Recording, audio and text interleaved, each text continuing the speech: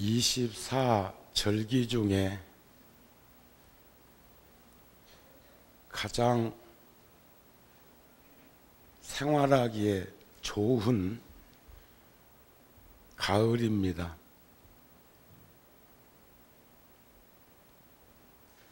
설악산을 비롯해서 오대산, 치악산까지 가을의 냄새가 물씬 풍긴다고 많은 자동차가, 버스가 움직여서 산을 오르는 모습을 텔레비전을 통해서 바라보았습니다. 그런데 큰 자연 현상으로 보면 아름다워 보이지만 그것을 각 개체가 우리들의 모습으로 비추어 보면 그게 노인에 해당하는 그런 계절이 가을이 아닌가 싶은 생각을 합니다. 가을의 자연 현상이 아름다움이라고 한다면 우리들의 모습도, 노인의 모습은 진정으로 아름답고 넉넉한 그러한 가을의 풍요 계절처럼 인생도 받아들일 수 있는 우리 모습을 잃어버리지 말아야 되겠다 하는 마음이 들더라는 거죠. 인도의 간디 옹은 모든 종교가 진리이다 그랬어요. 기도하는 신앙은 달라도 기원하는 바램은 같아서 동일한 근원으로 돌아간다. 신앙의 이름으로 상처를 주는 것은 결국 상처를 입는 것은 신앙이다. 신앙이라고 하는 것은 그 이름으로 상처를 준다는 것은 상처를 받는다는 것. 며칠 전에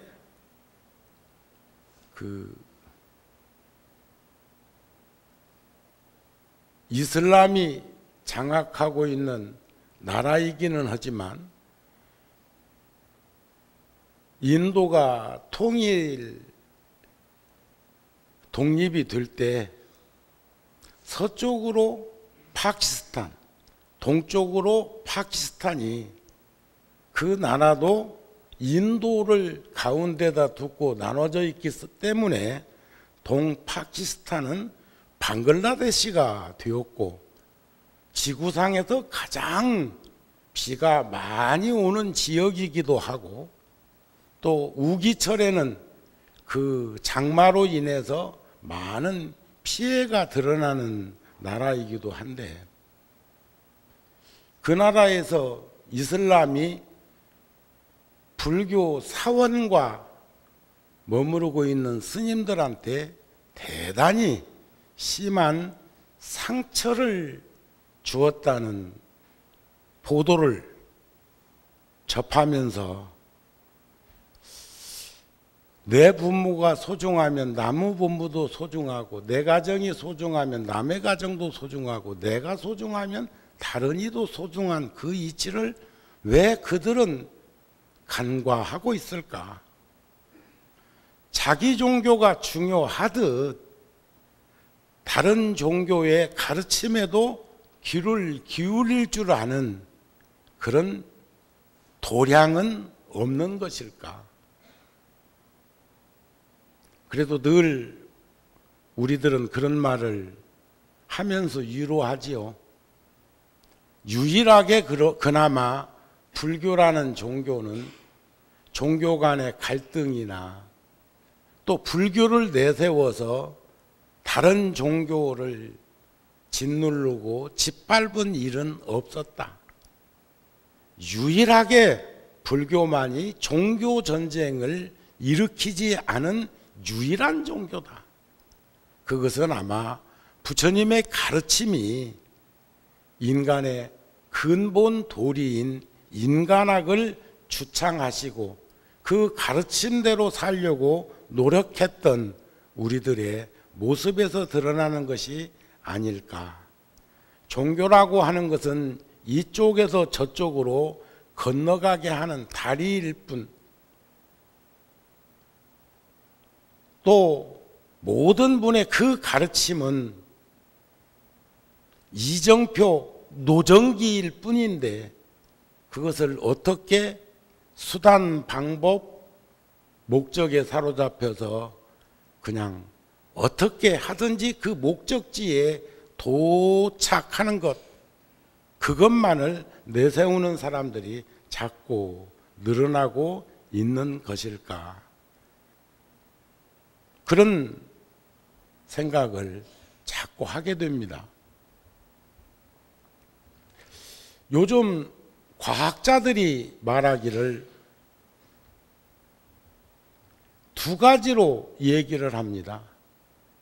하나는 창조설을 끊임없이 주창하고 있는 학설이 있는가 하면, 또 한쪽에서는 진화론을 얘기합니다.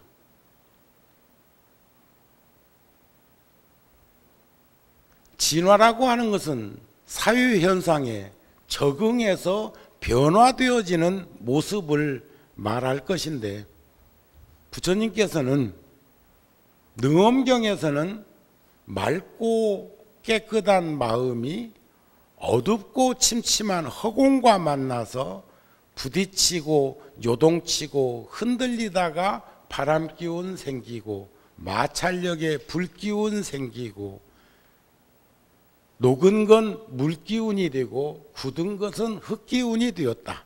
그래서 지수화풍 사대설을 말하기도 하고, 밀교인 티베트 불교 같은 데서는 우리는 6대를 얘기한다면 그쪽에서는 공견식이라 해서 7대를 말하기도 합니다. 저는 가끔 불교 공부를 같이 하는 불자들한테 강의 중에 그런 말을 덜어 하지요.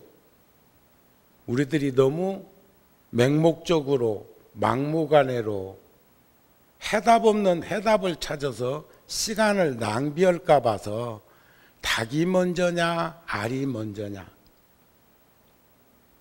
또 인간으로 말하면 아이로서 먼저 태어났을까 어른이 먼저 생겼을까, 어느 시점을 분기점으로 말을 하는 것일까, 창조설로 얘기하자 하면 어느 부분에서부터 출발점으로 삼는 것일까. 그런데 이제 무시무종한 시작도 끝도 지각작용에 의해서 인지되어지지 않는 윤회의 생존에 처음은 없다고 부처님께서 하셨는데, 시간의 최초의 기점을 우리는 인식할 수 없는 시간이라고 말을 합니다. 예를 든다면 작은 씨앗을 땅에 심으면 싹이 나고 점점 자라서 열매를 맺게 되고, 그 열매가 씨가 되고 싹이 나고 뿌리 내리고 자라서 열매 맺고, 그런데 그 씨앗과 열매가 무엇이 먼저 시작이고 무엇이 먼저 결실을 맺은 것일까 하고 비추어 보면 이것은 그저 반복되어지는 모습일 뿐 그 시간의 끝은, 출발점은 없는 것이라고 비추어 볼 수 있어야 합니다. 마찬가지로 시간의 최초의 분기점, 그건 인식할 수 없는 시간이라는 것인데, 열반경에 요즘 공부하면서 불자들하고 깊이 인식했던 것은, 우리는 어느 곳으로부터 출발을 해서 지금의 모습일까? 그 티베트 불교의 탱화에 보면은 인류의 출발점이 바다, 물에서부터 출발하는 것으로 그림이 그려져 있는 걸 제가 그 티베트 탱화책에서도 목격을 하고 그랬습니다만,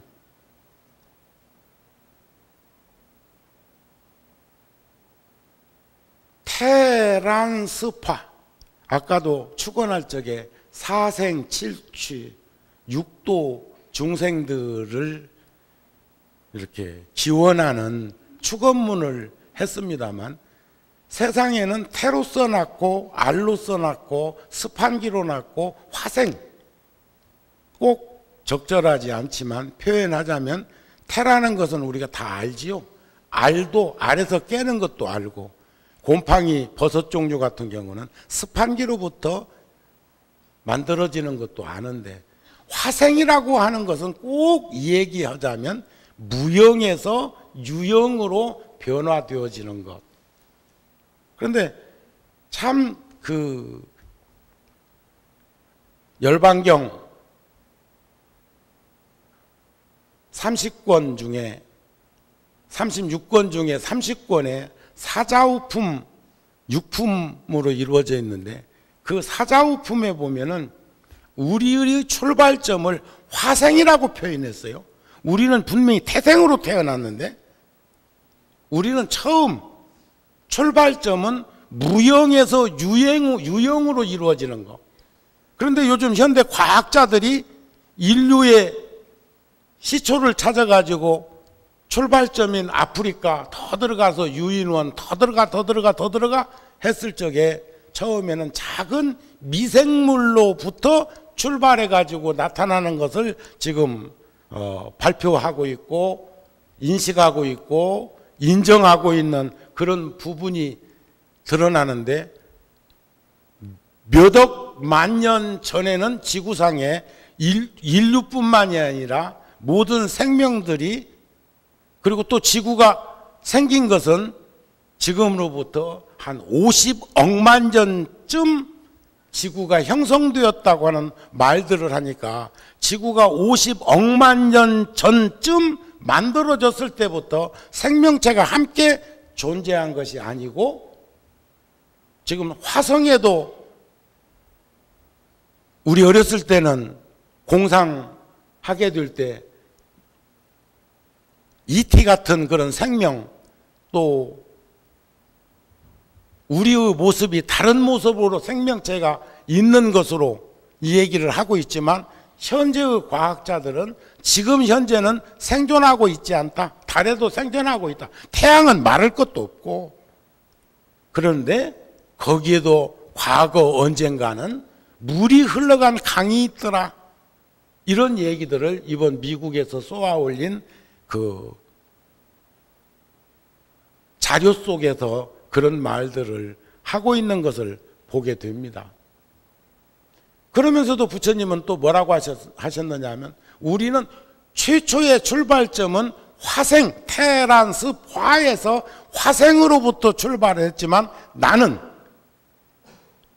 나는 아버지는 정반왕이고 어머니는 마야부인 몸을 빌려서 이 세상에 왔다는 말로 또 하나의 스토리를 구성해 주는 대목이 나옵니다. 우리는 부처님의 생애를 네 형태로 이 얘기를 하죠. 태어나신 날 4월 초파일, 출가하신 날 2월 8일, 깨달음을 이루신 날 12월 8일, 열반하신 날, 우리 큰 스님들이 돌아가셔도 열반하셨다고 하니까 열반하신 날을 2월 15일. 이것은 4대로 이루어져 있는, 4대 오훈으로 이루어져 있는 이 몸의 구성, 이것이 흩어지는 관계, 지수화풍 가운데에서도 바람 기운 떠나면 생을 마감하고, 불기운이 조화를 이루지 못하면 병들었다 하고, 물기운이 조화를 이루지 못할 때 늙어간다고 표현을 하는 것을 견주어 보게 되면은 쉽게 이해를 할 수 있지 않을까. 그런데도 부처님은 열반에 들지 않으셨다고 하시거든요. 그것을 청정법신과 원만보신과 천백화신의 나툼으로 표현하기도 하는데, 그런데도 불구하고 부처님도 연희 인간처럼 아버지와 어머니를 빌려서 통해서 세상에 오셨다는 것을 이야기한 연유가 무엇일까? 깊이 생각해보고 싶은 마음이 들어졌습니다.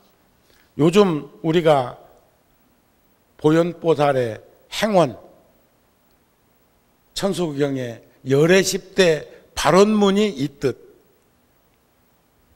모든 부처님께 예배하고 공경하며 부처님을 찬탄하고 널리 공양을 구하고 업장을 참회하고 남이 짓는 공덕을 기뻐하고 설법하여 주시기를 청하고 부처님께서 이 세상에 오래오래 계시기를 청하고 항상 부처님을 따라 배우고 중생을 수순하고 지은 바 모든 공덕을 널리 회양하는 보현 행원의 10대원 가운데 오늘은 부처님께서 이 세상에 오래오래 계시기를 청하는 부분에 대해서 말씀을 드리려고 합니다. 부처님께서 이 세상에 오래 계시기를 청한다고 하는 연유는, 이것을 바꿔 말하면 사람은 죽어서 이름을 남기고 호랑이는 죽어서 가죽을 남기는 그런 것을 의미하는 것은 아니라고 생각이 되어집니다.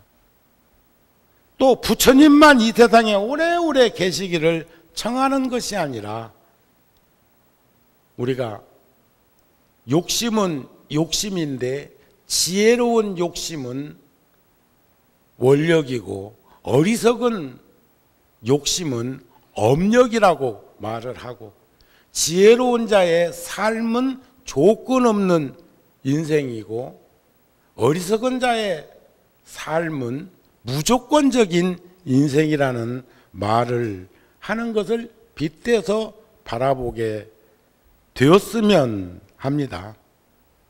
여러분들은 얼마나 계시고 싶으세요?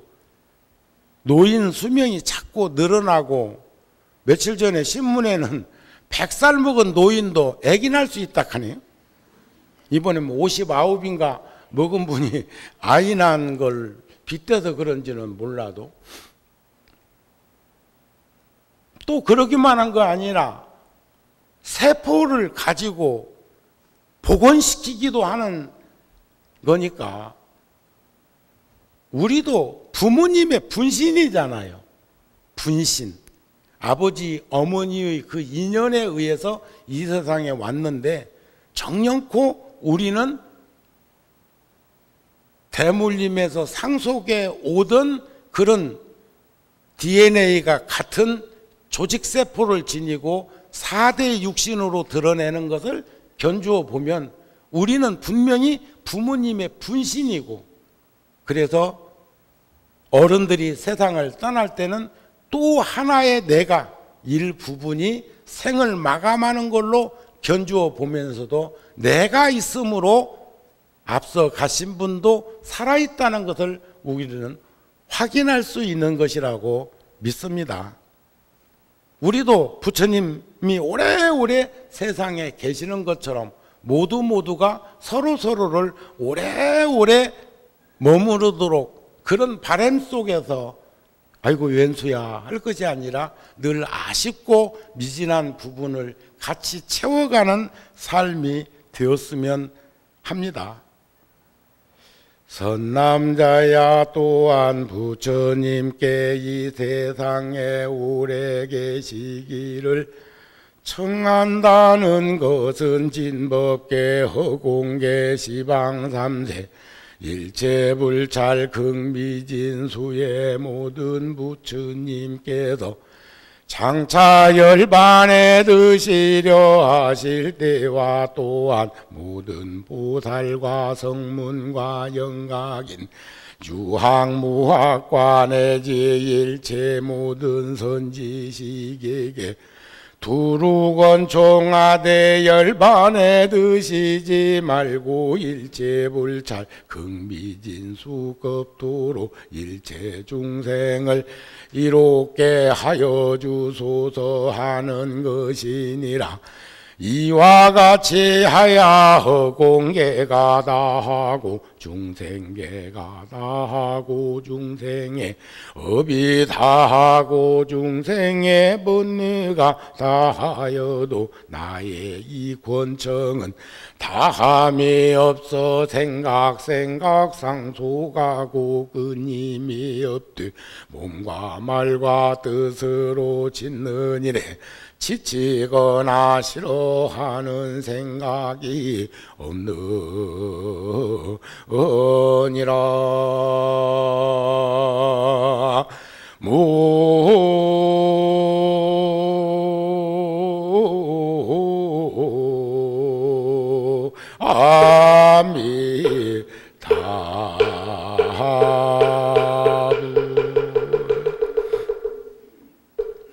서로가 서로에게 이런 마음을 내는 것, 여기서도 부처님께서 이 세상에 오래오래 계시기를 청하는 것은 부처님만 이 세상에 오래 계시게 하고 장차 열반에 드시려 할 때에도 모든 보살과 성문과 영각인 유학무학, 유학은 배우는 자고 무학은 배울 게 없는 자, 배운 게 없는 자가 아니고 불교에서는 무학자가 배울 게 없는 일을 무학자라고 그럽니다.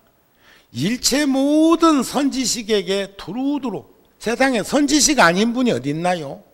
세 사람이 길을 걸어가는데도 잘 가는 사람은 본받고 잘 못 가는 사람은 경계를 삼으면 다 스승인데, 그러니까 그들에게도 권청하되 열반에 드시지 말고, 여기서 열반이라는 진정한 열반의 개념은 번뇌가 일어나지 않은 것을 열반이라고 하고 번뇌를 끄는 것을 해탈이라고 하지만, 교리적으로는 유여열반과 무여열반이 있는데, 유여열반은 부처님이 정각을 이루셨을 때 35세 때 남음이 있는 열반, 부처님도 정반왕과 마야부인을 통해서 이 세상에 그 인연으로 오실 때 받은 이 몸을 지니고 있으니까 그건 유여열반에 드셨다 하고, 80에 구시나가라 사라상수 나무 밑에서 열반에 드신 것을 남음이 없는 열반에 드셨다고 그러는데, 남음이 없긴 뭐 왜 남음이 없어? 아직도 사리도 남아있는데,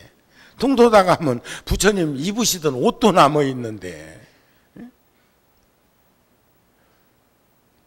인간적으로는 생로병사를 얘기하고 우주적으로는 성주교공을 얘기하고, 각계 개체개체로는 생주이멸을 말하고 있지만, 열반에 드시지 말고 일체 불찰 극미진수 무시무종한 시간 동안, 끝도 없고 다음도 없는 그 시간 동안 일체 모든 중생들을 이롭게 하여 달라는 거예요.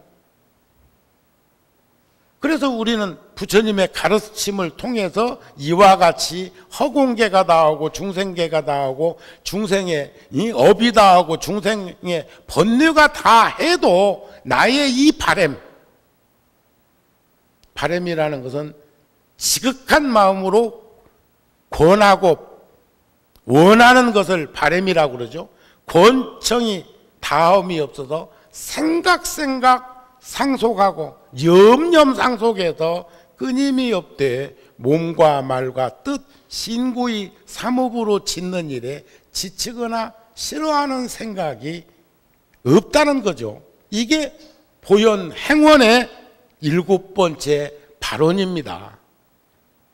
그래서 기실련어대 보면 믿음의 심에, 신심은 도의 근본이요 공덕의 어머니라고 한 화엄경의 말씀처럼 믿음의 힘에 의해서, 신심에 의해서 의지하는 까닭에, 그 생명력에 의지하는 까닭이 능히 수행 정진하게 된다는 것이고, 이러한 힘에 의해서 살아가고 될 때 큰 신심이라는 것은 곧 불성이라는 말이고, 불성이라는 말은 열애, 부처님이라는 것이고, 열애는 열반에 들지 아니하고 항상 우리와 함께 있는 것을 의미한다.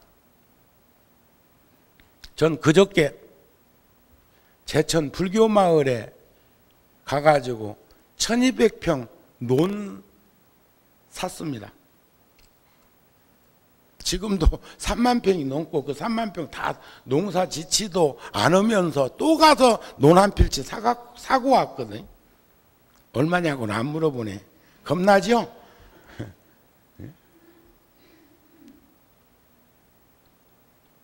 그러는데 우리가 만일에 세속적인 그림을 그려보면, 물론 제가 지금 구룡사 가까이에서 일어나는 일들을 하나씩 매듭지어 가다 보니까 조금 멀리 떨어져 있는 그곳에 행동으로 변화를 주지 못하고 농사만 짓고 있는 것 중에 허물을 하나 드러내서 변명을 해보자면, 제가 본래 거기에 발언했던 근원지는 도심에 있는 불자들이 주 5일 근무제 될 줄 벌써 나는 알았어.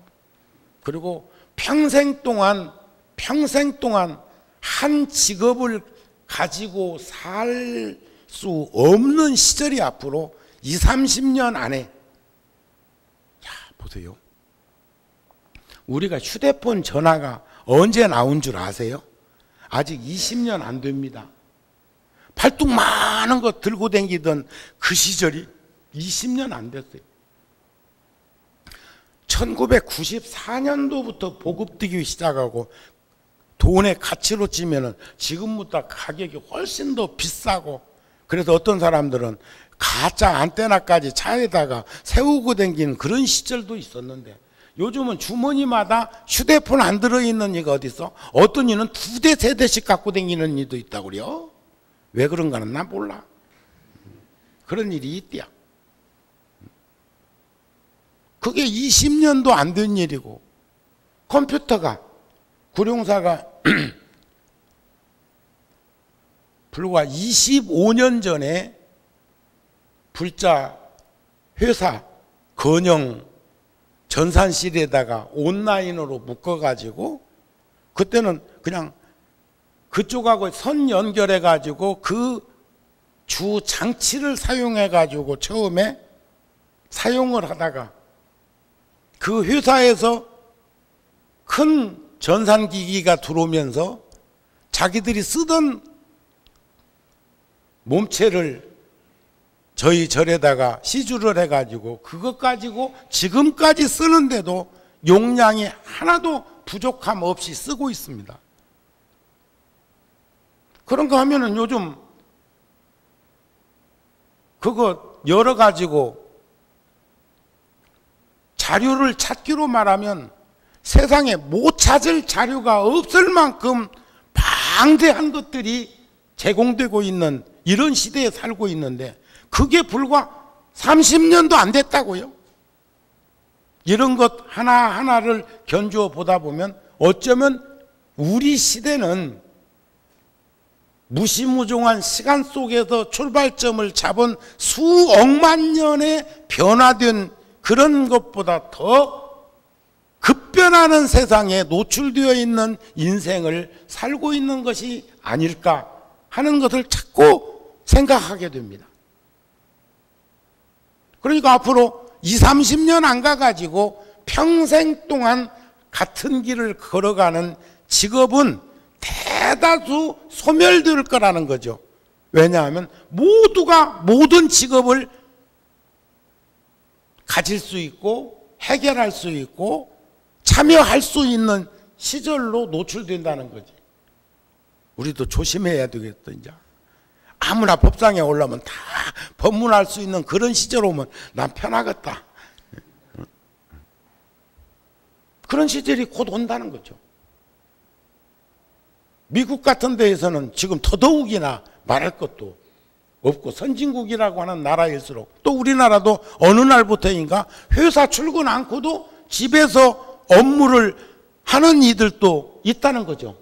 집에서 컴퓨터 하나만 가지고도 지 일 다 하면서 그 일 다 하면서 그런 시절이 급변하는 상황 속에서 전개될 거라는 그런 얘기가 된다고 생각됩니다. 자, 그러면 우리는 어떠한 모습으로 준비를 해야 할까? 여러분들이나 저는 저 입장에서 준비해야 될 것이 불교 제천, 불교 마을 같은 거라는 거예요. 제가 내일 모레 불자들하고 대만에 갑니다. 대만에. 가는 이유는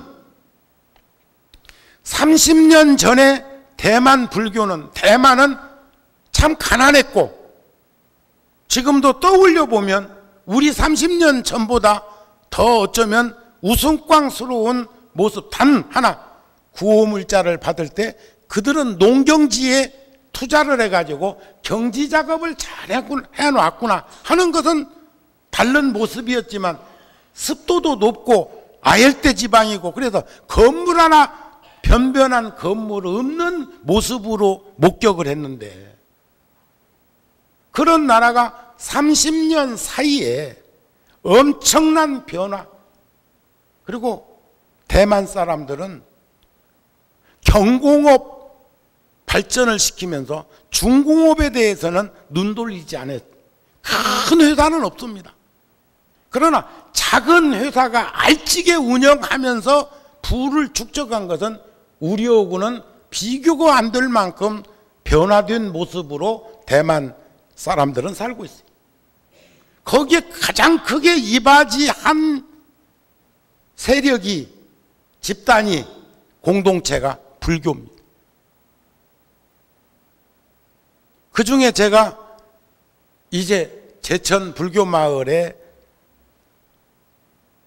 실행을 옮기기 위해서는 가보자. 거기에는요, 대만 불광산사라고 하는 절이, 거기는 법당이 10만 명이 법표를 볼 수 있는 도량을 한쪽에 만들어 놓았고,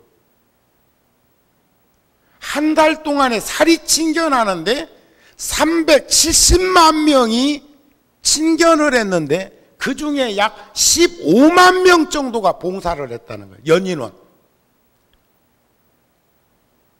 그 전에는 여러 번 가봤지만 10만 명이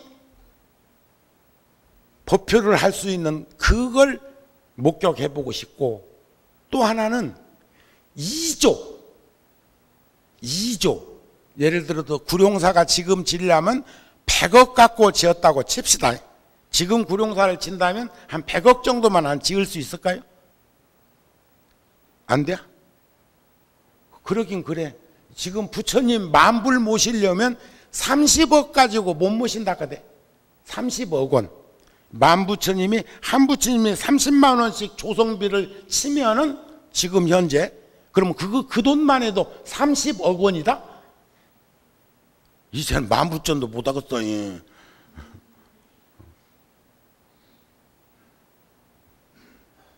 2조 하면 한번 1조가 동그라미 몇 개 붙는가 봐봐. 1, 10, 100, 1000, 만, 10만, 100만, 1000만, 억, 10억, 100억, 1000억 조. 동그라미 13개 붙네. 100만 원이라고 해봐야 동그라미 6개요. 어마, 2조. 그것도 지금 한 게 아니라 10년, 15년 전에 지은 절이 2조 들여서 지은 절이 있다고 그래요. 말만 들었는데 내가 가서 봐야 돼. 목격해야 돼. 내가 구룡사 절을 세우게 된 원천이 아잔타 엘로라 석굴사원에 가서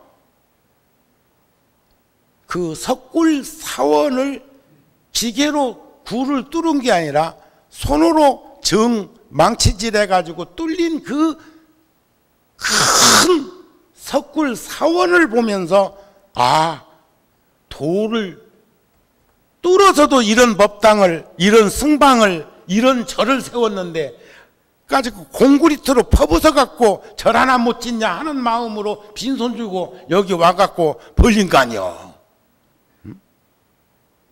그 절을 내가 봐야 돼. 또 하나는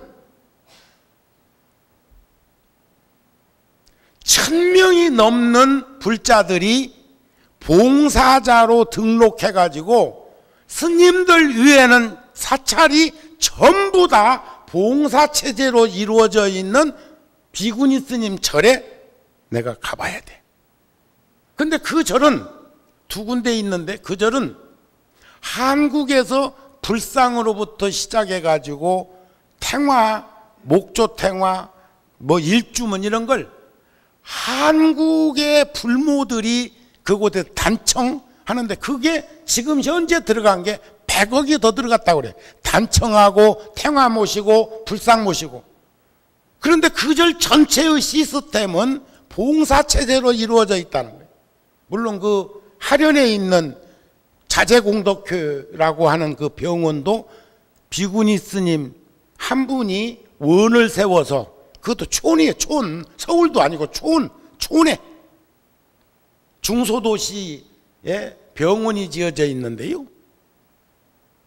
거기는 삼성의료인이나 아상병원보다 병원이 훨씬 더 큰데 전체가 무료예요. 병원 시스템이 무료고 봉사자들이 200만 명, 200만 명. 한 바퀴 돌아오는데 1년 갖고도 안 된다 하네. 그리고 거기 후원금 내는 사람은 그러면 얼마나 되겠어요? 그런데 그 비구니 스님이 그 병원 안에다가 법당을 만들어 놓은 방이 삼각점, 병실 하나도 제대로 만들어질 수 없는 꼭지 삼각점에다가 법당을 해놓고 병원에 있는 이들이 와서 기도하고 뭐 하는데 쓰라고 해놓고는 그 비구니 스님이 하시는 말씀이 부처님이 우리들 몸처럼 지니시고 이 병원에 주석하고 계시다면 환자들에게 좋은 방은 다 내주고 구석진 방에 침대 하나 갖다 놓고 누워 계시는 쉬시는 공간으로 쓰시지 않았을까? 그게 그 비구니 스님의 철학이야. 그러니까 그 집 살림이 잘 되겠소? 안 되겠소?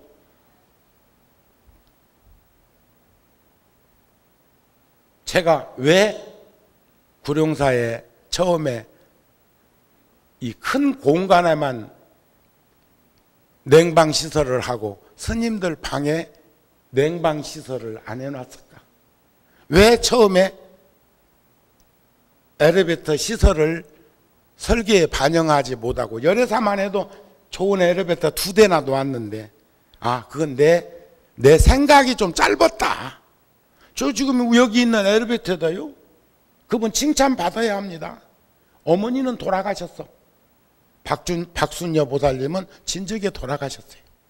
그런데 그 아들이 서울반도체 회장 그 아들이 출장 갈 때 다녀와서 출근할 때 퇴근할 때 틈만 나면 극락전에 어머니 영정사진 아직도 보셔놓고 거기 와서 참배를 하고 가.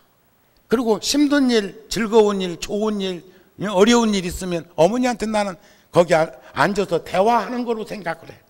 그런데 그분이 구룡사에 이런 일 저런 일 해줄 때 이 얘기를 들어보면 어머니가 지금 생존에 계시다면, 아니 살아 생전에도 다리 관절이 안 좋으셨는데 여기 오르내리셨을 때 얼마나 힘드셨을까?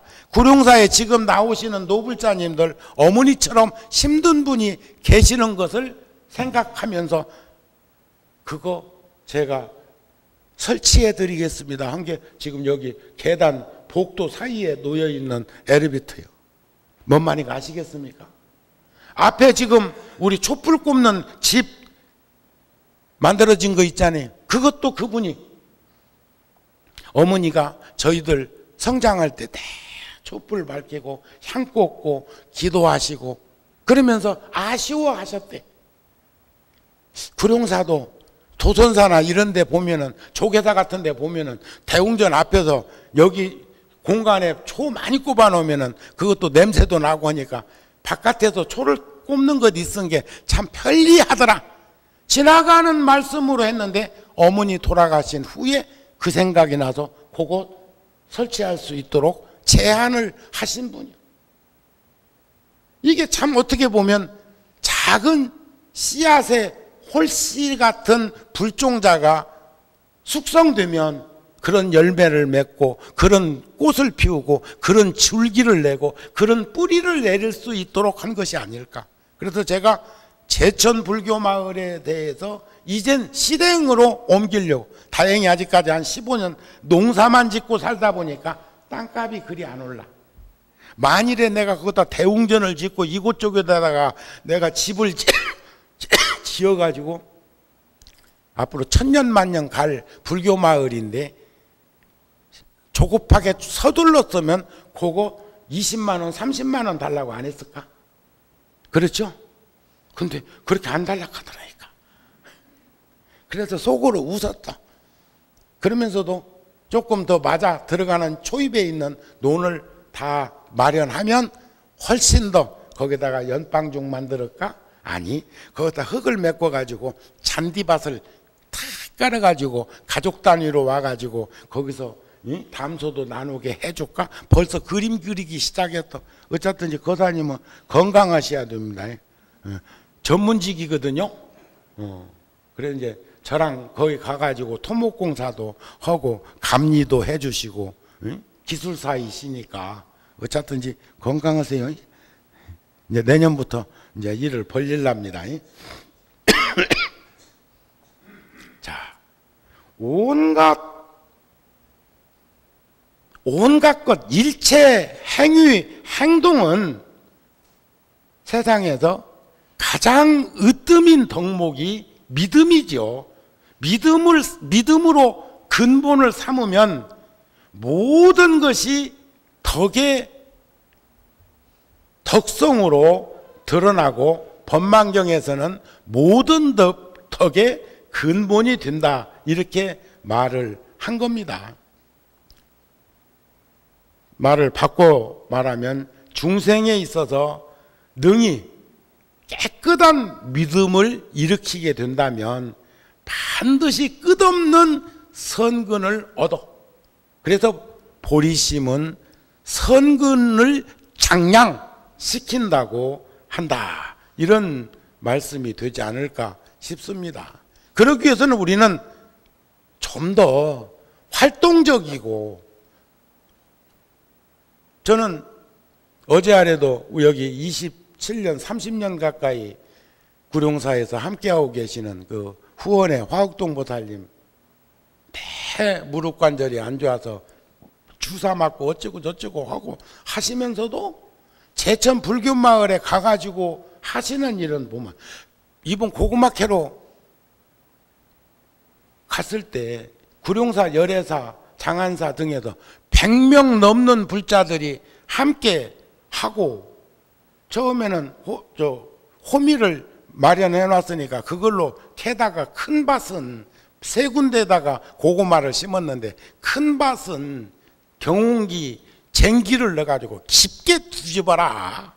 훨씬 수월긴 수월한데, 작년 같은 경우는 감자 캐고 난 다음에 동네 할머니들이 호미질 해가지고 몇 자루 캐갔대야.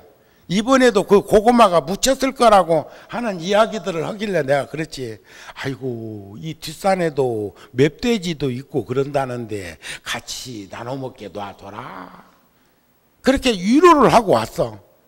뭐 맵돼지가 못 찾아 먹으면 이제 뭐 할 수 없이 뭐 썩겠지만, 얼어서 썩겠지만, 봄에 또 작물을 하기 위해서 뒤집었을 적에 뭔 모습을 볼지는 모르겠지만, 그러나 고구마를 굉장히 많이 이제 수학을 하고 왔는데 그때도 보니까 호미 들고는 똑같이 하려고 그러는 거요. 그래서 내가 그러지 말고 저 고추밭에 가서 마지막 고추 수확하는데 거기 가시는 게 나을 것 같다고. 응? 아이고 세상에, 열애사 같은 데는 내가 내일은 열애사 법문이고 내일 구룡사는 원학 스님이 오셔서 법문하실 겁니다. 지금 구룡사 주지 스님은 인도 부다가야에 일이 있어서 고려사에 지금 갔으니까 이제 내일 모레 오겠지만, 그렇게 고구마줄기 구룡사는 많이 새순 따다가 그거 삶아가지고 말려가지고 이제 우리 저 정월달에 명절에 그거 들깨 갈아가지고 그거 이렇게 무치면 얼마나 맛있어. 그렇죠? 그리고 또 여름에 호박 잎을 김치에서 담아놔도 맛있습니다. 근데 이 구룡사도 마찬가지지만 열애사는 어제 아래 고추 따로 가가지고 다 쇠어 빠진 고구마 캐고 있는 그 넝쿨 줄기에서 고구마 줄기 따다가 뭐 김치를 담았어? 못 먹어. 씹히냐 먹게? 짝이 없어. 게을러 빠지기가. 그건 진즉에 했어. 한 달 전에. 이 구룡사는 우리 지금 배추를 10,000포기 심었는데 애기 허리통만씩 해. 지금 벌써 곧 김장해야 됩니다. 그런데 우리 어렸을 적에 그 기억들 있으세요? 촌에서 내 여름에 꽁부리밥만 먹다가 배추 가을 김장배추 심어놓고 몽땅 뿌려놓고 요 추석 때 무렵부터 뽑아 먹어, 솎아 먹어. 그러면서 포기 배추를 키우는 거죠. 그때 담은 배추가 참 맛있어. 그렇죠? 그거다 햇살밥까지 밥을 지어서 그거다 한춤 이렇게 자르지 말고 그냥 이만한 거 그냥 얹어서 넣으면 입에서 녹는다. 제가 50년 만에 출가한 이후에 50여 년 만에 처음으로 구룡사에서 그 속하다 배추밭에서 속하다가 김장한 걸로 밥을 먹어보니까 그 어린 시절의 추억이 떠올랐어. 그런데 또 있어. 여름에 메주콩밭에다가 줄 가운데다가 열무를 심어 놓으면 그걸 여름에 열무김치를 담아 놓으면 얼마나 서컹서컹하면서도 맛이 있어. 그것 몇 번 맛있다고 했더니 지금도 담아줘. 지금은 맛없어. 지금은 맛없어. 스님들도 목격한 바가 있으니까 긍정적으로 얼굴에 표시가 나는구만. 계절 음식이라는 게 그렇게 중요한 거예요. 우리 조상 그냥 계절이 아니야. 자, 그러면 그런 일상적인 것을 잘 살피고 가름해서 살아갈 수 있으려면 우리는 어떻게 해야 할까? 내일 초하룻 날은 불자들 참 많이 오시잖아요. 그죠? 오늘 오신 분 중에 내일 못 올 사람도 있긴 있어. 직장 다니는 이는. 그렇지만 난 불자들이 좀 더 적극성을 좀 가지자는 것은 그 보살님 보고 내가 그러죠. 보살님, 세월을 탓하지 말고 지팽이 하나 짚으시오. 쩔떡쩔떡거리지 말고. 자존심이 상해서 못 짚는 거예요. 그게 뭔 자존심? 나도 통도사에서 한 30여 년 만에 영축산을 한번 올라가는데요. 엊그저께 올라갔다 온 것 같았는데 주지하면서 뒤돌아보니까 한 30여 년 만에 처음으로 30여 년 만에 오른다는 얘기는 그 세월의 깊이, 세월의 놓침, 세월의 모습이 왜 이렇게도 빠른가를 절감하겠더라고. 그런데 가다가 보니까 지팡이가 작대기가 하나씩 있어.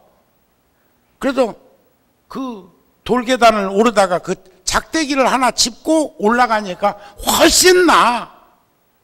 조금 더 올라가다가 또 보이길래 또 하나 들고 2개로 찍고 올라가니까 내 나이가 몇인데 벌써 다리를 4개 달고 올라가냐고. 그게 지혜 아닌가요? 그게 겸손 아닌가요? 그게 자기 모습을 들여다볼 수 있는 안목 아닌가요? 인정할 건 인정하자는 거요.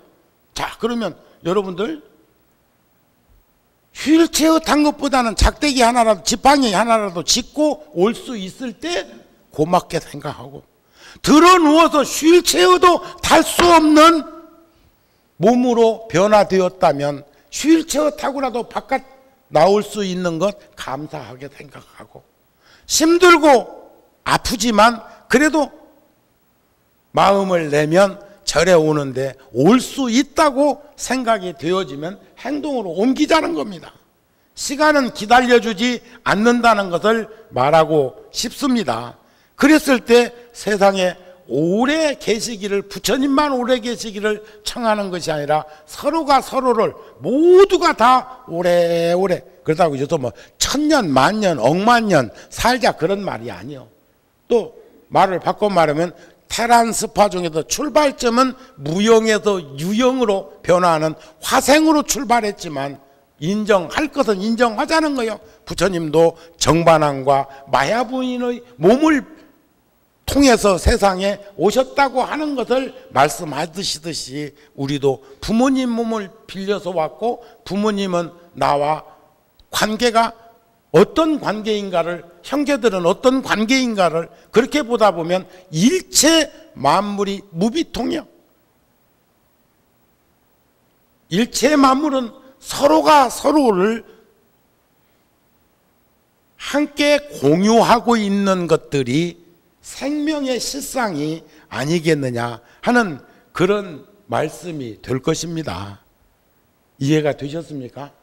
그래서 우리 나태하고 방일하고 게으르지 말고 지금 오늘 이 순간을 소중하게 생각하는 삶을 살기 위해서 신심이라는 생명력을 다잡아서 아셨죠? 심차게 일어날 수 있고 걸을 수 있고 움직일 수 있고 함께 접촉할 수 있는 우리들의 모습을 잃어버리지 않는 것이 바로 보현행원에 오래오래 계시기를 청하는 그런 마음이고, 염려미 상속에서 몸과 말과 뜻이 지치거나 싫어하는 삶을 살지 않는 우리의 모습을 잃어버리지 않겠습니까 하는 말씀으로 오늘 법문은 마치겠습니다.